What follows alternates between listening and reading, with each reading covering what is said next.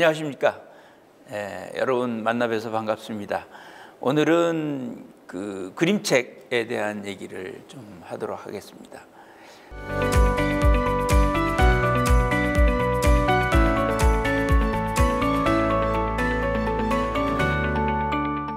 4차 산업혁명 시대가 가까이 왔는데 웬 그림책이냐라고 물어보실 분들이 많으신데, 사실 4차 산업혁명 시대에 우리 아이들은 큰 변화를 겪고 있습니다.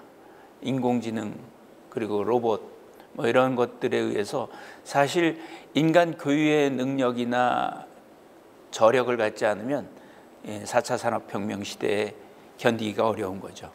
미래 사회에서 필요한 4가지 덕목을 보통 얘기를 합니다. 하나는 정보를 활용하는 능력, 그 다음에 창의력, 그리고 직관력, 협업 능력. 보통 이 4가지가 4차 산업혁명 시대에 우리 아이들이 가지고 있어야 될 역량이라고 보통 얘기를 하는데, 이 4가지를 키우는 방법은 뭐가 있을까요?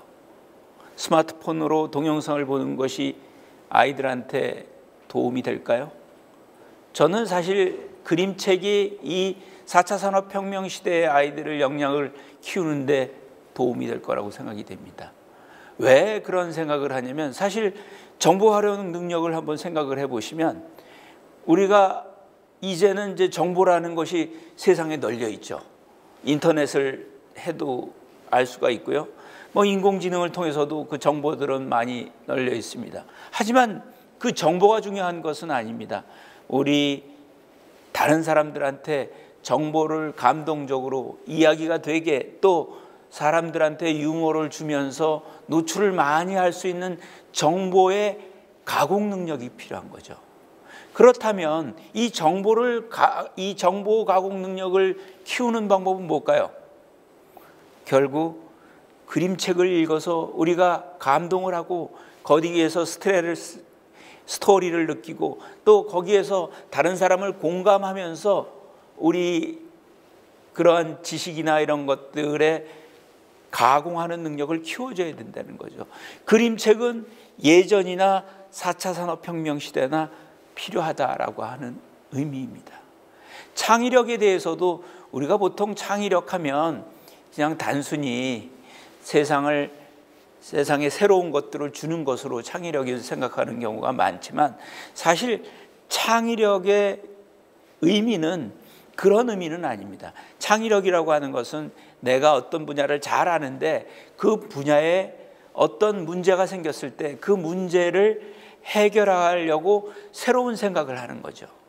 그냥 생각을 약간 바꾸고 새로운 것들 그냥 제시하는 것만으로는 진정한 의미의 창의력이라는 게 이루어질 수는 없다는 뜻입니다. 우리 아이들이 창의력을 일생 동안 지속할 수 있는 창의력, 그것은 프로 창의력이나 아니면 그레이트 창의력이 되겠죠. 프로 창의력이라는 것은 뭐냐면, 결국 우리가 어떤 분야의 덕후가 돼서 그 분야에서 어떤 문제를 있었을 때 그 문제를 풀어내려고 새로운 생각, 그게 바로 진정한 의미의 프로 창의력이죠. 우리 자녀분들한테 키워줘야 될 역량은 그런 단순한 창의력이 아니라 프로 창의력이나 그레이트 창의력이 돼야 되기 때문에, 지속 가능해야 되기 때문에 뇌가 변해야 된다라고 하는 거죠. 뇌가 문제를 해결하고 그것에 창의력을 발휘할수록 변하려면 결국은 또 그림책을 통해서 새로운 지식을 얻고, 또 거기에서 사고력을 키우고, 그것을 통해서 문제 해결력이 이루어지고, 또 그러한 정보나 이런 것들을 통해 덕후가 되면서 뇌가 변하면 지속적인 창의력이 이루어질 수 있다라고 하는 겁니다. 직관력도 마찬가지죠. 우리가 많은 지식과 경험을 느끼고, 또 책을 통해서 맥락을 파악하고, 그러면서 우리 아이들은 직관력을 키울 수가 있는 거고요. 또 그림책을 통해서 우리가 서로 협업하고, 감정 조절하고, 공감하고, 그리고 감정을 인식하는 그런 능력을 키우다 보면 우리 아이들은 결국은 서로 협업할 수 있는 그런 능력이 키워지면서 4차 산업혁명 시대에서도 역할을 할 수 있다라고 하는 겁니다. 그래서 오늘은 우리 아이들이 4차 산업혁명 시대에 필요한 역량을 키우기 위해서 그림책을 어떻게 읽을 것인가 라는 데 초점을 두고 말씀을 드리도록 하겠습니다.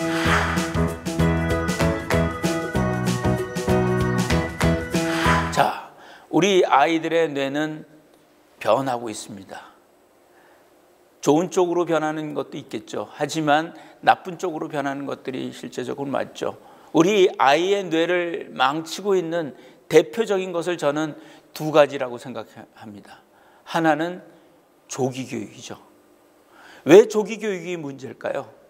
조기교육이라고 하는 것은 아이들한테 어떤 지식적인 거나 이런 것들을 갖다가 정보를 많이 집어넣고자 하는 목적이 있습니다. 일찍부터 접하게 해서 아이들이 그 지식을 많이 쌓게 하려고 하는 목적이죠. 하지만 앞으로의 시대는 지식을 쌓는 게 중요한 게 아닙니다. 결국은 지식을 활용하는 것이 중요한데, 부모님들이 조기에 지식을 말하자면 쌓고 넣고 하는 것에 초점을 맞추다 보면 아이들은 지식을 활용하고 그것을 통해서 창의력을 발휘할 수 있는 능력은 오히려 떨어지는 현상을 보일 수 있다라고 하는 거죠.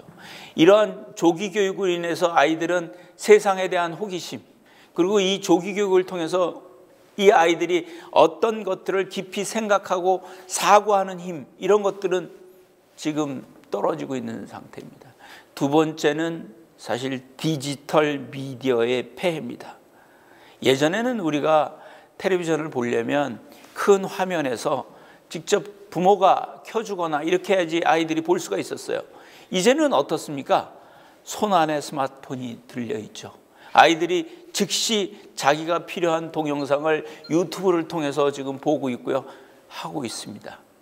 이렇게 이러한 자극, 이런 것들이, 동영상 이런 자극들이 자기 손 안에서 놀게 되면 어떤 현상이 벌어지냐면, 이 손 안에서 모든 것이 다 이루어지는 현상이 벌어집니다. 상호작용이 이루어지지를 않는 거죠. 또 상호작용이 이루어지지 않으면 언어 발달이나 이런 데도 나쁜 영향을 미치게 됩니다. 또 우리 아이들이 이런 컴퓨터나 혹은 스마트폰을 통해서 이 활동 범위가 제한하게 되면 바깥놀이나 신체 운동을 통한 뇌발달이나 이런 것들이 부족하게 됩니다. 그런 의미에서는 우리 아이들이 조기 교육과 이 디지털 미디어, 특히 스마트폰을 통해서 우리 아이들이 중독되면서 어려움을 겪고 있는 것이 사실입니다. 뇌과학적으로 아이들의 뇌에 좋은 자극이라고 하는 것은 뭐 여러 가지 많이 알려져 있습니다. 사실 가장 큰 자극은 뭘까요? 아이를 키웠을 때 엄마의 밝은 표정, 엄마가 아이를 공감하는 표정, 아이한테 바라보면서 느껴지는 그런 감정의 교류, 상호작용, 이것이 정서지능을 높이는 데 상당히 의미가 있습니다. 그래서 사실은 엄마의 표정, 엄마의 말, 그리고 엄마의 행동, 이런 것들이 아이한테는 가장 큰 자극이 될 수가 있다라고 하는 거죠. 두 번째는 자연입니다. 예전에는 뭐 그런 실험이 있었습니다. 실험용 쥐를 그냥 빈 공간에 우리가 있었고요. 두 번째는 놀이공원처럼 아주 인공적으로 멋있게 만들어서 뇌과학적으로 도움이 될 수 있는 그런 인공물을 만드는 공간에 우리에서 키웠고요. 세 번째는 자연적으로 만들어진 공간에서 쥐를 키운 적이 있었습니다. 결과는 어떻게 되었을까요?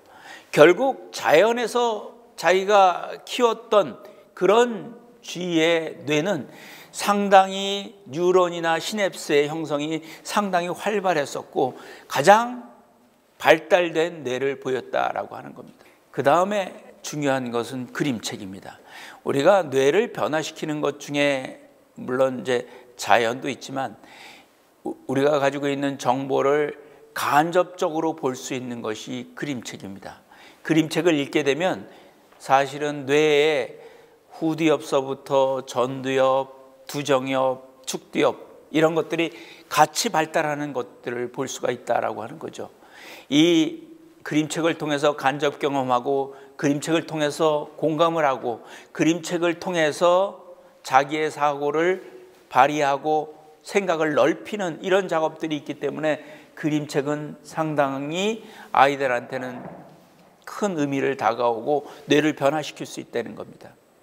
마지막으로 아이의 뇌를 변화시키는 가장 좋은 자극은 오감으로 받아들이는 자극입니다. 그리고 예측할 수 없는 자극. 이것은 자연을 통해서도 많이 얻을 수가 있는 것이고요. 또 그림책을 통해서 새로운 것들을 보면서도 얻을 수가 있지만 어떻든 그러한 오감을 통한 자극이 우리 아이들의 뇌 발달에는 상당히 의미가 있다라고 하는 거죠. 우리 아이들한테 그림책을 읽어준다라고 하는 의미는 뇌를 변하게 하고 그 변화된 뇌를 가지고 우리 아이들이 앞에 말씀드렸던 프로 창의력이나 그레이트 창의력을 발휘할 수 있는 힘이 될 수 있다라고 하는 겁니다. 그러면 지금 우리 아이들은 스마트폰에 거의 중독돼 있는 아이들도 많고요. 스마트폰에 지식을 의존하고 있고요.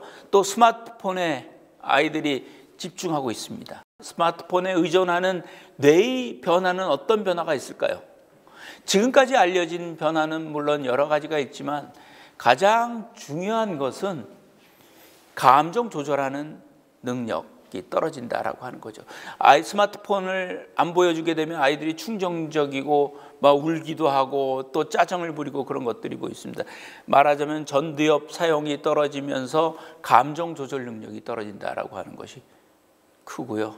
또 상호작용이 이루어지지 않기 때문에 언어 발달이나 이런 데 영향을 미칠 수가 있죠. 또 부모를 통해서 감정 교류나 이런 것들이 이루어지지 않으니까 정서 반응이, 말하자면 정서 지능 이런 것들이 떨어지는 현상을 보일 수가 있습니다. 떨어져 있는 뇌의 활성도를 이제는 바꿔야 될 때가 돼 있다라고 하는 겁니다.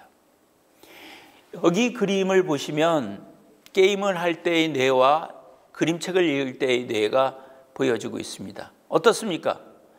게임을 한번 생각을 해봅시다. 아이가 인터넷을 통해서 게임을 한다고 생각을 해보시면 아이들은 비행기가 떨어지는 것을 막기 위해서 말하자면 총으로 비행기 떨어뜨리기 위해서 뭘 할까요? 생각을 할까요? 그것을 판단을 할까요? 무조건 스위치만 누를 겁니다. 그래서 떨어뜨리려고 노력을 하겠죠. 그러면 어떤 뇌가 될까요? 결국은 이렇게 뒤에 말하자면 손을 움직이거나 아니면 보는 뇌는 활성화되지만 생각하고 공감하는 뇌는 활성화되지 않는다라고 하는 겁니다. 하지만 우리 아이들이 그림책을 읽는다면 어떨까요? 책이라고 하는 것이 어때요? 후두엽을 활성화시키겠죠. 또 그 후두엽에 있는 그림은 또 글자는 바로 언어로 바뀝니다. 그러니까 언어 상자를 담당하는 축두엽이 활성화가 될 겁니다. 그리고 그것이 중요한지 안 한지는 뭐가 판단을 할까요? 결국은 변형계 부위가 판단을 할 거고요. 또 그 내용의 맥락은 전두엽이 활동을 할 겁니다. 그리고 우리가 그것을 낭독을 한다 그러면 운동을 담당하는 뇌가 활성화되는 거죠. 따라서 책을 읽을 때의 뇌는 이렇게 뇌 전체가 활성화되는 거죠. 책을 읽을 때마다 이렇게 뇌 전체가 활성화되면 뇌는 많이 읽다 보면 변화하게 되고요. 뇌가 변하면 그 변화된 뇌는 지속적인 창의력을 일으킬 수 있는 요인이 될 수 있다라고 하는 겁니다. 결국 우리 아이들은 그림책을 통해서 뇌의 활성도 또 뇌의 변화를 꾀할 수 있다라고 하는 겁니다. 우리 아이들이 그림책을 읽으면 뇌가 이렇게 다 활성화됩니다. 시각입력, 말하자면 문자를 보게 되면 시각입력이 이루어지죠.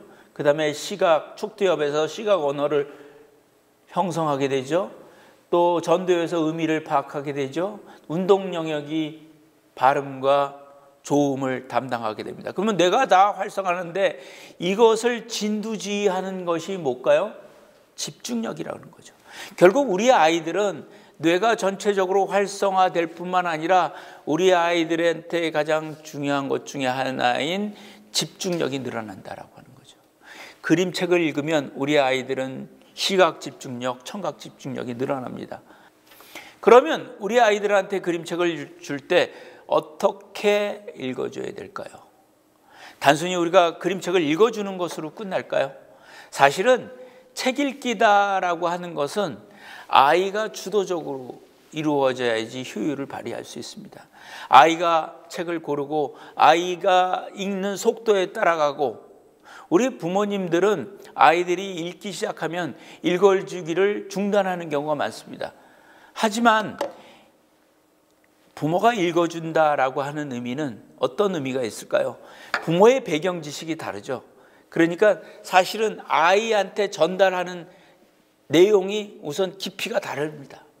두 번째는 부모님이 읽어주는 동안 아이들은 어떨까요? 책을 보면서 생각하고 판단하는 뇌가 활성화될 수 있다고 하는 거죠. 뇌가 어떻게 변하느냐? 우선은 운의 발달이 이루어지는 거죠. 여러분, 좌뇌는 어떻든 체계적이고 어떤 것들을 갖다가 언어적이고 또 단계적이고 이런 의미를 갖고 있다면, 우뇌는 감정적인 게 많고요, 시각적이고요, 또 어떤 것들을 전체적으로 조망하는 능력이 필요해야 되는 거죠. 그림책을 읽으면 사실은 그런 운의 활동, 전체를 조망하고 어떤 것을 맥락을 파악하고 또 그것에 감성에 공감하고 이러한 능력을 키워준다라고 하는 겁니다. 두 번째는 정서지능입니다. 4차 산업혁명 시대에 인성은 필요할까요? 저는 4차 산업혁명 시대에도 인성은 중요하다고 생각합니다. 왜 그러냐면 4차 산업혁명 시대에 우리 아이들은 집단지성을 발휘해야 되고요, 혼자서 독불장군이어가지고는 자기의 역할을 하기는 어려운 시대입니다.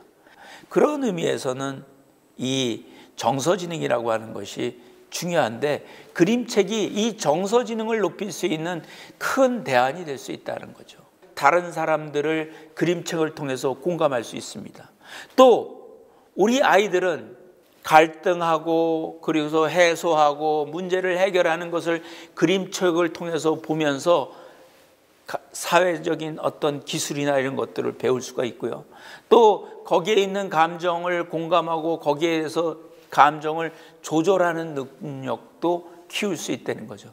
또 어떤 것을 좋아하고 그것을 추구할 수 있는 그런 말하자면 의욕적인 그런 것도 키울 수 있기 때문에 그런 것들이 다 정서지능에 해당이 된다라고 하는 거죠. 그래서 정서지능을 높이는 데 있어서도 그림책은 상당히 중요한 역할을 할 수 있다라고 하는 거죠. 세 번째는 집중력입니다. 결국 이 책을 읽는다라고 하는 것은 맨 윗단에서는 그 책을 읽는 동안 뇌가 집중을 해야 되기 때문에 집중력이 높아지죠. 그래서 시각적, 청각적 집중력이 높습니다. 예를 들어서 아이들이 텔레비전이나 동영상을 보게 되면 어떨까요? 그 장면의 변화를 쫓아가야 되기 때문에 생각의 뇌가 활성화되기보다는 후두엽, 보는 뇌만 활성화되는 거죠. 그래서 그것을 쫓아가다 보니까 마음도 급해지고요, 또 사고하는 것들은 뒤로 미뤄지는 현상을 보입니다. 그래서 우리 아이들한테 책을 읽는다라고 하는 것은 상당히 집중력을 높이는 데 도움을 준다. 특히 책을 읽어주는 것은 더 집중력을 높인다. 왜 그럴까요? 부모로부터 책을 읽어주면 그 책을 읽으면서 그림책도 보고요, 그림책에 있는 그림, 거기에 변화 이런 것들을 파악하고 또 거기에 공감을 하고 또 거기서 사고를 하고 생각을 하는 그런, 말하자면 작업 기억력이 만들어지는 거기 때문에 아이들은 생각의 폭을 넓힐 수 있는 그런 역할을 할 수 있다라고 하는 거죠. 또 아이들이 책을 읽다 보면 어떨까요? 배경 지식이 쌓이는 거죠. 결국 창의력이라고 하는 것은 어떤 것을 잘해서 그 지식을 바탕으로 새로운 생각을 하는 겁니다. 그러니까 지식을 쌓였는데 간접적인 지식을 쌓는데 책 많은 것이 없고요, 또 그것을 기반으로 해서 작업기억, 워킹 메모리를 돌려서 사고하고 문제 해결하고 하는 것 능력도 그림책을 통해서 키워줄 수 있다라고 하는 겁니다. 마지막으로 중요한 거 있죠. 그것은 언어력입니다. 우리 아이들이 지금 외래에 보면 언어가 늦어서 오는 아이들이 너무나 많습니다. 왜 그런 현상이 벌어졌을까요? 그것은 스마트폰, 디지털 미디어에 의존하기 때문에 그렇습니다. 언어라고 하는 것은 결국은 상호작용을 통해서 언어 발달이 이루어지는 것인데, 디지털 미디어의 한쪽 방향적, 일방적인 어떤 자극을 받다 보니까 상호작용이 이루어지지 않으니까 언어 발달이 늦어질 수밖에 없다라고 하는 거죠. 그래서 언어 발달이 늦어지는데, 언어력이 늦으면 어떤 문제가 있을까요? 사실은 사고력, 판단력, 수리력 이런 것들은 다 언어를 기반으로 하고 있습니다. 인간은 언어를 기반으로 창의력이나 문제 해결력을 발휘하는 거죠. 따라서 모국어의 언어력 이런 것들이 일단은 기반이 돼야 되는데, 그 기반을 만들어주는 게 그림책이 큰 역할을 할 수 있다고 하는 겁니다. 그림책은 어떻습니까? 우리가 일상생활에서 사용하는 언어뿐만 아니라 우리가 잘 사용하지는 않지만 개념이나 혹은 사고나 어떤 자기의 지식을 넓힐 수 있는 그런 문장이나 단어들이 많죠. 그거를 통해서 아이들의 뇌는 변화하고, 또 아이들은 그거를 통해서 더구나 고수가 될 수 있다라고 하는 거죠. 결국 우리 아이들의 뇌를 변화시킬 수 있는 그림책이 될 수가 있다라고 하는 겁니다. 자네는 어떻습니까? 상당히 체계적이고 언어적이고 규칙을 지키고 일정하고 절차적인 특징이 있는 반면에, 우네는 어떻습니까? 시각적이고 좀 통합적으로 보고 또 감정이나 이런 것들이 중요한 의미를 갖고 있습니다. 따라서 창의력에 상당히 중요한 의미를 갖고 있다라고 하는 거죠. 결국 자아내 우뇌가 통합되고 뇌를 다 활성화시키려면 결국 그림책을 통해서 이 모든 것을 활성화시키는 것이 중요하다라고 하는 겁니다.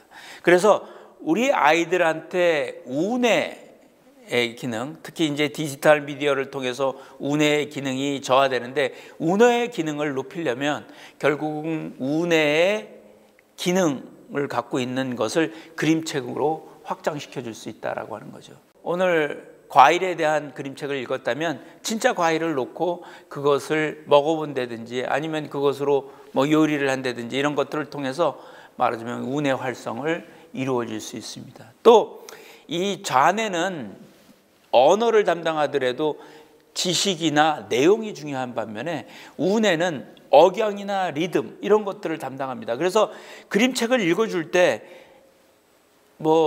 배우 성우처럼 예를 들어서 억양과 리듬 이런 것들을 통해서 읽어주면, 더 리드미컬하게 읽어주면 상당히 도움을 주고요. 의성어나 의태어 이런 것들도 사실은 우뇌 발달에 상당히 도움을 줄 수 있다라고 하는 거죠.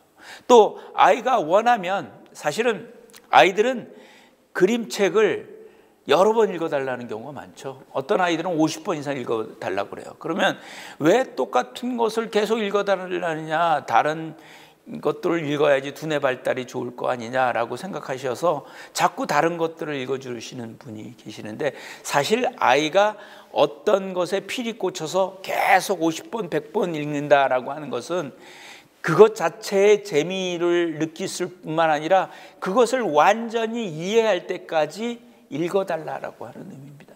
아이들이 그 책을 완전히 이해하고 몸으로 체화하고 그것을 세상에 적용할 수 있는 것까지 높아지면 그 다음부터는 그 책을 안 읽어달라고 다른 책을 읽어달라고 하는 거죠. 따라서 우리 아이들이 반복해서 읽어달라고 했을 때는 그것을 잘 읽어주는 것이 필요하고요. 또 결국은 우뇌 발달을 위해서는 지식적인 질문보다는 개방적인 질문, 또는 느낌이나 정서 혹은 이것의 맥락 파악을 하는 그런 질문이 중요하다라고 하는 거죠. 그런 것들을 통해서 우뇌 발달에 도움을 줄 수가 있습니다. 예를 들어서 이렇게 글자 없는 그림책도 아이의 우뇌 발달을 위해서는 상당히 도움을 줄 수 있습니다. 그래서 노란 우산처럼 예를 들어서 그림만 있는데 아이한테 이 그림이 어떤 내용인지 그러니까 상상하게 하고 창의력을 발휘할 수 있는데 상당히 도움을 줄 수 있다라고 하는 거죠. 그 다음에 정서입니다. 정서지능에 상당히 중요한 역할을 한다는 거죠. 이 뇌를 보시면 이게 이제 정서를 담당하는 변형계인데요. 보면 전두엽은 감정을 조절하는 부위입니다. 이것은 이제 이성의 뇌지만 편도체는 감정을 표현하는 뇌죠. 그리고 부정적인 기억을 담당하는 뇌고요. 해마는 긍정적인 기억을 담당하는 뇌입니다. 또 시상은 어딜까요? 정보를 거르는 역할을 하는 거죠. 여러 가지 정보에 어떤 것들을 해서 중요한 것들을 파악하는 뇌가 될 수가 있다는 거죠. 그래서 이것을 통해서 아이들은 정서지능을 높일 수 있다라고 하는 겁니다. 결국 우리 아이들은 이 그림책을 읽으면서 그 감정을 이름 붙일 수가 있고요. 또 그 그림책에 이제 줄거리가 넘어가면서 감정 조절하고 문제를 해결하는 그런 능력도 키울 수가 있고요. 잠자리 그림책을 통해서 엄마의 그 좋은 감정, 엄마의 관계, 상호작용 이런 것들을 통해서 엄마의 정서를 받아들이고 그것에 공감할 수 있고 또 서로의 애착을 발휘할 수 있는 기회가 이 그림책을 통해서 이루어질 수 있다라고 하는 겁니다. 그림책을 통해서 아이들이 감동할 수 있게 또 거기서 재미를 느낄 수 있게 해주는 것이 중요하지 주제를 강요하거나 아니면 줄거리나 이런 것들을 더 혹은 지식을 높이는데 초점을 미쳐서는 안 된다라고 하는 겁니다. 또 사실은 일상생활에서 쓰지 못하는 감정 언어 표현을 그림책을 통해서 익힐 수가 있거든요. 그러니까 감정 언어에 집중해서 우리 교육을 해주면 좋고요. 그림책을 통해서 지루함도 느끼고 또 그림책을 통해서 기분 이런 것들도 파악하고 이러한 그림책들이 실제적으로 많이 있을 수 있다라고 하는 겁니다. 아이의 뇌에서의 또 중요한 것 중에 하나는 어떤 것을 반복하고 집중력을 발휘하는 것이 상당히 중요한 의미가 있습니다. 아이들의 집중력은 어떻습니까요? 상당히 짧죠. 그래서 20분 이내입니다. 그래서 아이의 연령에 맞게 짧은 것을 사용하는 게 좋습니다. 예를 들어서 잠자리 그림책 같은 경우에는 그동안 읽을 수 있을 정도의 얇은 그림책을 해주는 게 좋죠. 왜? 그림책을 읽다가 중간에 중단을 하게 되면 어떨까요? 그것을 더 보고 싶어서 늦게까지 안 자려고 하는 현상을 보이게 되는 거죠. 그래서 사실은 아이의 집중력을 고려를 해서 거기에 맞는 짧은 책이라든지 또 빨리 넘기는 거라든지 이런 것들을 갖다가 인정을 해주는 것이 필요하다라고 하는 거죠. 또 아이가 집중력을 발휘하려면 재미있어야 되겠죠. 그래서 함께 재미있는 책을 고르는 것이 상당히 중요하고요. 또 그림책이 뭐 의성어나 의태어처럼 리듬감 있는 그림책 같은 경우에는 아이가 집중력을 발휘하는 데 상당히 도움을 줄 수 있습니다. 그리고 아이가 혼자 읽는 것보다도 부모가 책을 읽으면서 아이가 그림에 집중하게 할 수 있고 그림이 다음 그림하고의 그 차이가 나는 이런 것들을 파악하는 능력을 키우면 상당히 도움을 줄 수 있다는 거죠. 따라서 우리 아이들이 꼭 책을 읽을 때 처음부터 끝까지 다 읽는 것도 중요하지만 두꺼운 책인 경우에는 좋아하는 부분만 읽는 것도 아이들의 집중력 발달에는 도움을 줄 수가 있다. 또 그림책은 기억력에도 도움을 줄 수 있습니다. 이제 앞으로 4차 산업혁명 시대에 있어서는 전두엽에서 하는 말하자면 반복돼서 얻는 그런 지식 기억력은 중요도가 떨어질 가능성이 상당히 높죠. 하지만 인간이 고유에 가지고 있는 것, 인간이 한번 익혀서 오랫동안 갈 수 있는 이런 기억력이 이제는 점점 중요해진다라고 하는 겁니다. 따라서 그림책을 통해서 우리는 그런 기억력을 키울 수 있다라고 하는 거죠. 우리가 그림책을 통해서 감동을 하면 감동을 한 내용은 상당히 한 번만 익혀도 오래 갑니다. 내가 어떤 것을 좋아합니다. 좋아하는 내용의 그림책을 읽는다면 해마죠. 해마가 기능을 하니까 그것은 한 번만 익혀도 오래 갑니다. 또 스토리로 해서 익힌 것들은 오래 가죠. 그래서 우리 아이들이 스토리로 익히게 하고 거기서 공감을 하게 하고 또 그거를 통해서 관찰력이나 이해를 하게 하고 또 그 배경 지식이 늘면 결국은 그것을 새로 해결할 수 있는 덕후가 만들어지면 결국은 창의력도 발휘될 수 있다라고 하는 거죠. 그래서 우리 아이들이 기억력을 높이려면 결국은 그림책의 내용에 경험을 연결해서 우리가 읽어주면 상당히 도움을 줄 수 있고요. 또 그림책을 있을 때 이것을 갖다가 시각적으로 배치하는 거죠. 예를 들어서 무슨 세계 그 조선 왕조에 대한 그림책을 읽는다 그러면 조선 왕조 왕 이런 데를 해서 사실 그림화 도식화할 수가 있지 않습니까? 그런 식으로 공간적인 배치를 통해서 읽어도 도움 줄 수 있고요. 또 감각, 오감각을 통해서 놓을 수도 있죠. 물론 이제 우리가 이제 그림책 자체가 뭐 그렇게 입체적으로 만들어진 그림책도 있지만 사실은 도쿠놀이나 이런 것들을 통해서 공감각 놀이를 하면 실제로 기억력 발달에 상당히 도움을 줄 수 있고요. 또 내용을 거꾸로 한번 비교하거나 순서를 바꾸거나 이런 것들에 그림책 읽기도 상당히 도움을 줄 수가 있습니다. 언어력을 개발시키는 것은 상당히 중요하다고 말씀드렸습니다. 언어의 뇌를 살펴보시면 수용 언어, 그러니까 말하자면 이해하는 언어를 담당하는 뇌가 있습니다. 그것은 베르니케 영역입니다. 그리고 언어를 말하는 영역이 있습니다. 문법이나 이런 것들을 담당하죠. 브로카 영역이 있습니다.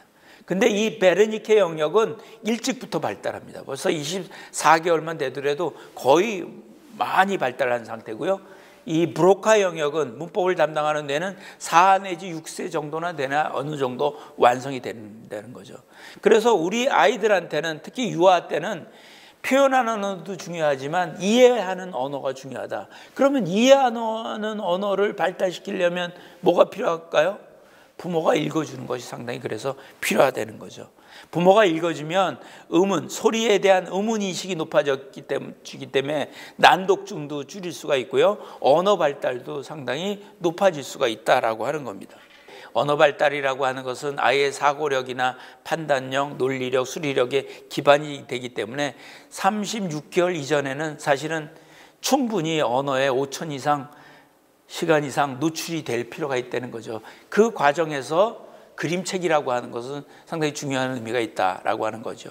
자기가 좋아하는 배경 지식을 높이는 데도 도움이 되지만 우리가 일상 언어가 아닌 전문 용어, 우리 일상생활에서 쓰지 않는 문자 영어, 지식 언어 이런 것들을 갖다 다 받아들일 수 있기 때문에 상당히 도움을 줄 수 있다는 거죠. 그래서 우리 아이들이 말하자면 그림책을 읽을 때는 반응하는 것이 상당히 중요합니다. 그래서 이 스마트폰이 언어 발달에 별로 도움이 되지 않는 이유는 뭐냐면 아이가 스마트폰에서 대고 얘기를 해도 스마트폰이 반응을 하지 않잖아요. 근데 내가 아기가 엄마 앞에서 마 그랬어요. 그래 엄마 꽈 그랬어요. 그래 예쁜 빨간 사과 달라고 이런 식으로 반응을 하면 어휘력도 높을 뿐만 아니라 자기가 말한 게 반응이 오니까 어때요? 자신감 있게 그 다음에 더 말을 확장할 수 있다라고 하는 거죠. 그런 의미에서 반응이 상당히 중요하고요. 또 일단은 언어를 익힐 때는 가까운 것, 친근한 것, 재미있는 것, 아이가 좋아하는 것부터 시켜야지 그 어휘력이 빨리 늘어날 수가 있고요. 또 그것에 대한 그런 그림책을 더 좋아하게 되는 그런 일을 벌일 수가 있습니다. 사실 아이들한테 이 부모님들이 하는 것 중에 하나는 뭐냐면 혼자 읽게 하는 것, 그리고 쓰기를 자꾸 가르치려고 노력을 하는데 사실은 쓰기라고 하는 것은 소근육 운동 발달이 어느 정도 이루어져야 하기 때문에 너무 초등학교에 들어가기 전에 쓰기에 대해서 너무 재촉하고 이런 것은 바람직하지 않습니다. 물론 아이들이 읽기를 하면 바로 쓰기를 바로 하기 때문에 읽기를 할 때 이제 쓰기 도구를 같이 놔두는 것은 상당히 도움을 줄 수 있지만 아이가 글자를 잘 쓰도록 재촉하거나 글자를 읽도록 한글을 떼기 위해서 재촉하는 것은 오히려 아이 두뇌 발달에는 더 도움이 되지 않을 가능성이 상당히 높다라고 하는 거죠.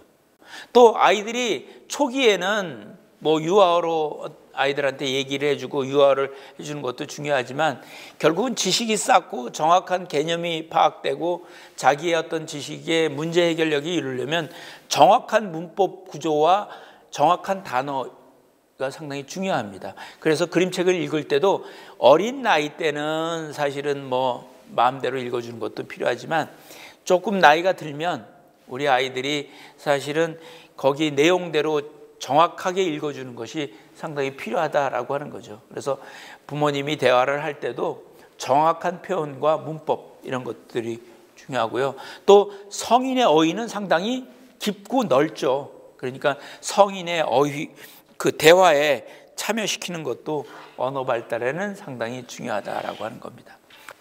결국 우리는 그림책을 통해서 집중력, 우뇌 발달, 정서지능, 기억력, 언어력 이런 것들을 높일 수 있습니다.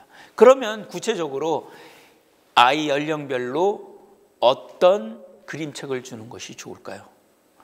아이의 뇌 발달을 보면 두 가지 발달이 있습니다. 하나는 기초를 쌓는 발달이 있고요. 또 하나는 집을 짓는다고 그러죠. 그 기초를 바탕으로 발달을 시키는 발달이 있습니다. 기초에 해당되는 발달을 우리가 경험 기대적인 발달이라고 하고 그 다음에 집을 짓는 역할, 그 기초를 바탕으로 어떤 것들을 하는 것을 경험 의존적인 발달입니다. 이것의 교육에 있어서는 상당히 다르고요. 그림책 읽기에서도 상당히 달라요.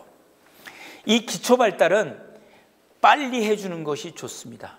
일찍 접하게 해줘야 되는 거죠. 그래서 예를 들어서 시각, 모국어, 청각, 운동 혹은 사회성, 정서 이런 발달은 기초 발달이기 때문에 이것은 가능하면 빨리 노출이 되고 그 다음에 우리가 그것을 통해서 전체적인 노출, 이 오감 노출, 전체적으로 노출을 해주는 게 좋고요. 또 많이 해주는 것보다는 과잉 해주는 것보다는 적절하게 해주면 이거는 되는 거죠. 시기를 놓치지 않는 게 상당히 중요하다는 거죠. 따라서 우리가 36개월 이전에 아이들한테 그림책을 읽어준다라고 하는 의미는 이런 기초를 발달시키는, 말하자면 모국어를 발달시키고 기초를 발달시키는데 상당히 중요한 의미가 있다라고 하는 겁니다. 두 번째 발달은 경험 의존적인 발달입니다. 경험 의존적인 발달은 아이가 특정 분야를 좋아하거나 특정 분야를 발휘시키는 거죠. 예를 들어서 독서 같은 것도 대표적인 거고요. 외국어, 영어 같은 경우도 그렇습니다. 예를 들어서 피겨 스케이팅이나 아니면 축구나 혹은 뭐 바이올린이나 이런 것들도 다 경험 의존적인 발달입니다. 이 경험 의존적인 발달의 중요한 점은 뭐냐면 이것은 노출되는 시간이 중요해요. 빨리 시작하는 게 중요하지가 않습니다. 노출되는 얼마나 노출되느냐가 중요한 거죠. 그래서 우리 아이들이 영재를 발휘하려면 그 분야에 5,000시간 노출되면 영재 수준으로 높아질 수가 있고요.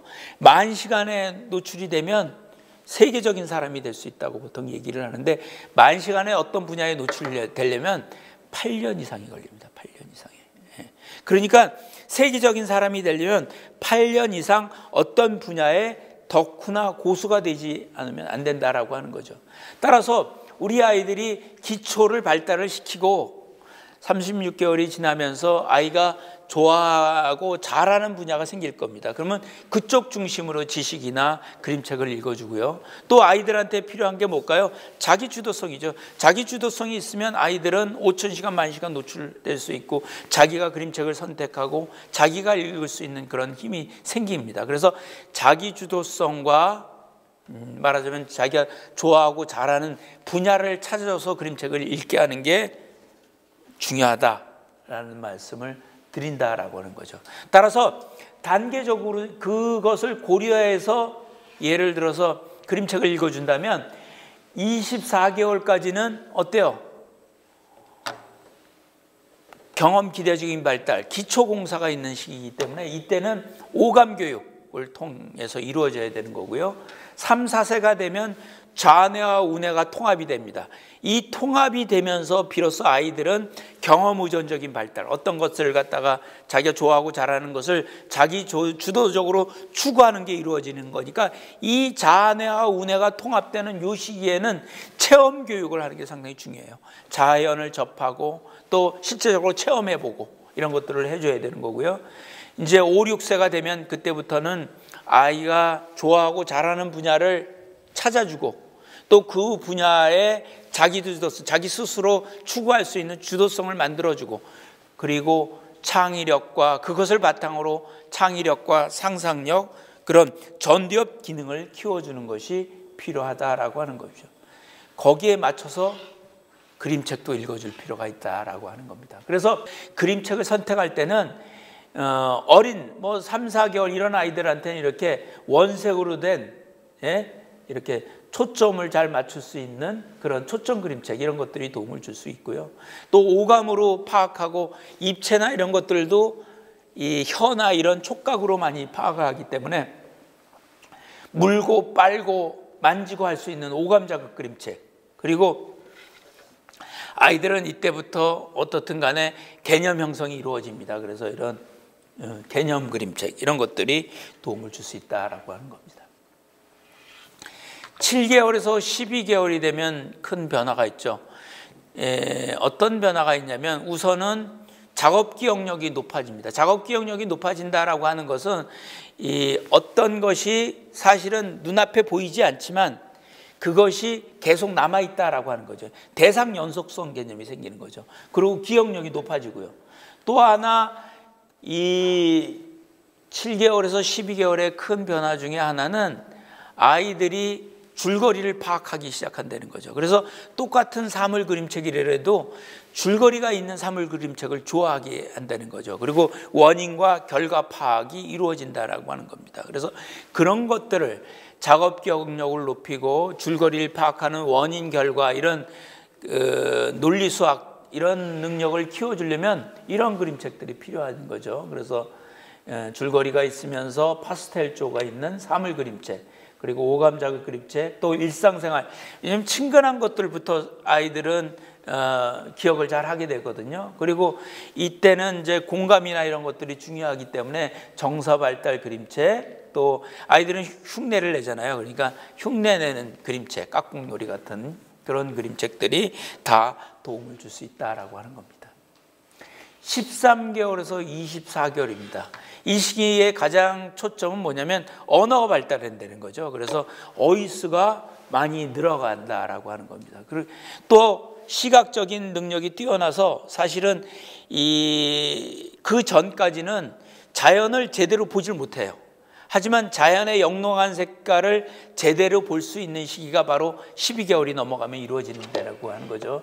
그렇다고 그러면 결국은 세밀하고 전문화된 사물 그림책이라든지 아니면 어휘를 늘리기 위한 일상생활 그림책이라든지 운의 발달도 높이고 언어 발달도 높일 수 있는 의성어, 의태어 그림책 같은 것들이 다 도움을 줄 수 있다라고 하는 겁니다. 25개월에서 36개월입니다. 드디어 아이들은 앞에 말씀드렸다시피 좌뇌와 우뇌가 통합이 됩니다. 그래서 비로소 우리 아이들은 체험하고 자연의 원리를 파악하는 능력이 키워지는 거죠. 그래서 이렇게 게으름뱅이 무당벌레라든지 아니면 구조적인 것들 그런 책들이 도움을 줄 수가 있다라고 하는 겁니다. 그래서 우리 아이들한테 이렇게 글자 없는 그림책이라든지 팝업북처럼 손으로 만지고 입체적으로 느껴지는 그림책이라든지 어휘를 늘릴 수 있는 그림책 이런 것들이 다 이 시기에는 상당히 도움을 줄 수 있다라고 하는 겁니다. 자, 37개월에서 48개월이 되면 어떨까요? 앞에 말씀드렸다시피 좌우뇌가 통합이 됩니다. 그러면 이제 과학 원리도 어느 정도 알게 됐죠. 그러니까 우주에 대한 그림책, 그림자에 대한 그림책, 해부 그림책 이런 것들을 파악하게 되고요. 언어적으로도 파닉스도 파악하기 시작을 합니다. 그래서 언어 그림책도 상당히 도움을 줄 수가 있습니다. 그리고 아이들은 이때부터 줄거리가 상당히 복잡한 거를 좋아해죠. 그러니까 이 건피 아저씨의 뱃놀이처럼 상당히 줄거리가 복잡한 내용도 이해하고 좋아하기 시작을 합니다. 그래서 이런 책을 골라주는 것이 도움을 줄 수 있다라고 하는 겁니다. 49개월에서 60개월이 됩니다. 이 시기는 어떨까요? 드디어 아이의 뇌는 전두엽이 활성화되고 앞에 말씀드렸다시피 기초 발달도 중요하지만 그쪽에 집을 짓는 경험 의존적인 발달이 중요한 시기가 됩니다. 그래서 이때부터 아이들은 자기가 선호하는 분야가 생기게 되는 거죠. 또 예상을 합니다. 이건 상당히 뇌에서 상당히 예상을 한다는 건 상당히 중요하죠. 그래서 기승전결을 예상하는 거죠. 그래서 전래 그림책이 상당히 도움을 줄 수가 있다라고 하는 거죠. 결국은 전두엽 발달이라고 하는 것은 상상력과 창의력을 높이는 거기 때문에 세계 명작 그림책이나 창작 그림책 같은 것이 상당히 도움을 줄 수 있습니다. 또 아이들이 전두엽이 발달하니까 사고력하는 이런 내용들이 이루어지니까 사고력, 수학, 그 다음에 과학 원리에 대한 파악 능력이 높아지는 거죠. 그래서 그런 것들에 대한 그림책이 아이들한테 다 좋을 수가 있습니다. 취학 전 그림책은 어떨까요? 취학 전이 되면 중요한 게 뭡니까? 학교를 가기 위한 준비의 단계인 거죠. 그러니까 말하자면 습관을 키워야 되는 거죠. 독서 습관을 키워야 되고요. 또 자기가 뭘 하고 싶은 꿈을 키워야 되는 거고요. 자기 주도성을 키워야 되는 거고요. 자기가 좋아하고 잘하는 분야가 뭔지도 파악해야 되는 거죠. 그러니까 꿈이나 자기가 좋아하는 것을 찾기 위해서는 직업 소개 그림책 같은 것들이 도움을 주고요. 또 아이들이 언어를 좋아하고 이런 아이들은, 언어 발달이 뛰어난 아이들은 영어 그림책도 줄 수가 있고요. 또 운의 발달을 위해서 동시 그림책이 도움을 줄 수 있고요. 또 아이들이 어떤 분야에 이제 드디어 덕후가 고수가 되려고 그러기 때문에 어떤 특정 분야의 지식 그림책이나 이런 것들이 도움을 줄 수 있습니다. 결국은 전두엽의 발달은 창의력과 상상력의 발달이 중요한 의미를 갖기 때문에 결국은 문학 그림책 같은 것들이 아이의 뇌 발달에는 상당히 도움을 줄 수 있다라고 하는 겁니다. 이렇게 그림책이라고 하는 것은 연령별로 의미가 다 다르게 되고요. 결국은 뇌를 활성화시키는 데 큰 역할을 한다. 명심해야 될 것은 저는 두 가지입니다. 하나는 재밌어야 된다는 거죠. 결국 아이들은 자기가 선택해야 되고요. 자기가 읽는 리듬을 맞춰줘야 되는 거고요. 자기 주도로 읽어야 됩니다. 그래야지 아이들은 그거를 통해서 뇌도 변화하는 거고요. 집중력이나 기억력도 높아지는 겁니다. 또 하나는 부모가 습관을 만들어줘야 된다는 거죠. 특히 초등학교에 들어가기 전에 아이들한테 독서하는 습관을 만들어줘야지 우리 아이들이 나중에 평생 교육에 힘이 될 수 있다라고 하는 겁니다. 아이들은 평생 교육을 받으면서 평생 공부하면서 평생 배우면서 자기 뇌를 발달시키고 전문가로서 또 덕후와 고수로서의 역할을 하게 됩니다.